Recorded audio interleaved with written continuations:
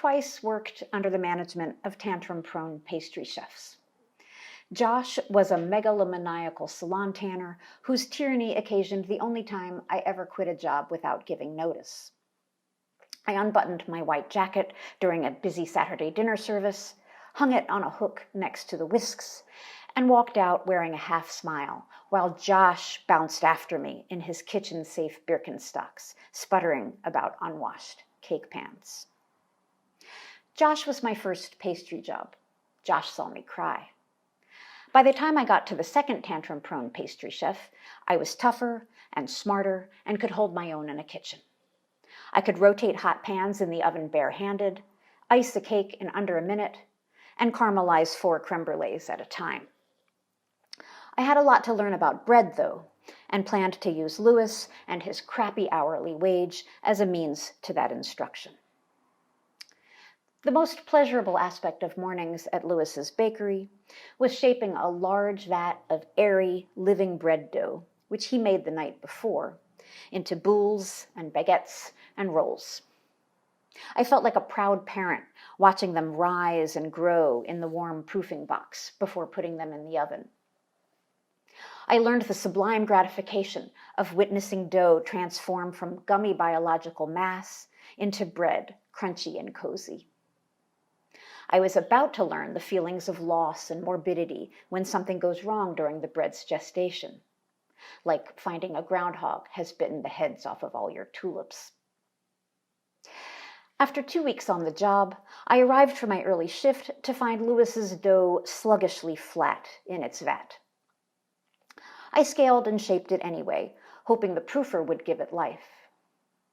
When Louis arrived for the day, I showed him the boules and baguettes, which weren't rising one bit. He said perhaps he had used too much salt in the dough.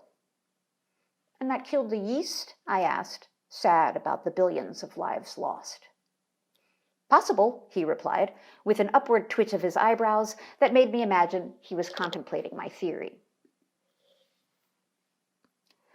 Impressively sanguine, despite the day's products looking doomed, Louis said everything would be fine, and we could put the dough in the oven. An hour later, I was selling a baguette to a regular customer who inquired why the bread looked like the blade of a wooden oar. I quietly said, "We had a problem with the dough." Louis screamed from the kitchen, "There was nothing wrong with that dough. It was improperly proofed by the baker." Each shrill syllable was enunciated by projectile spittle, and the third-person baker was me. Louis's outbursts were legendary, and the customer winked at me and left us to battle. "Did I not," my turn to scream, "show you the dough? Did you not say you maybe used too much salt and tell me to put it in the oven anyway?" Louis rejoined that he had an important business to run and didn't have time for my heckling. He then proclaimed that on any given day, he knew precisely where I was in my menstrual cycle. I told him he was weird and had some shit to work out in therapy. He yelled something sounding at once prophetic and ludicrous, and I moved on to dicing apples. Over the course of 3 years, I was the 32nd person to hold my position at Louis's bakery. The other 31 were fired or scared into never returning to work. I stayed with Louis only as long as needed to get my bread education, then gave him a polite, easily considered 2 weeks' notice. This met with a tantrum about betrayal and how thankless I was for all he taught me.